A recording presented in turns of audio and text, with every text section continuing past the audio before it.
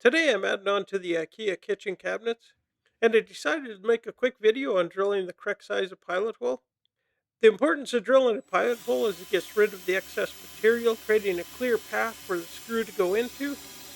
This helps the screw go in straight and prevents the wood from cracking. Also, in these composite material IKEA kitchen cabinets, the screw will go in easier, and the pilot hole will prevent the screw from skipping. On the side of the screw packets I purchased from Home Depot, it indicates the corresponding drill bit size used for the pilot hole, depending on the size of the screw. So for these number 8 screws, drilling into wood, I'd use a 5/64 inch drill bit. In this case, the screw can be used in either wood or metal, so it also gives you the drill size for the pilot hole if you're going into metal.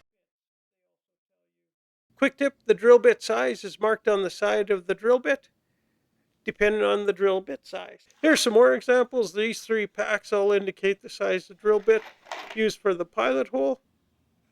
Thanks so much for watching. Hope you found this video helpful. Please leave a comment and subscribe.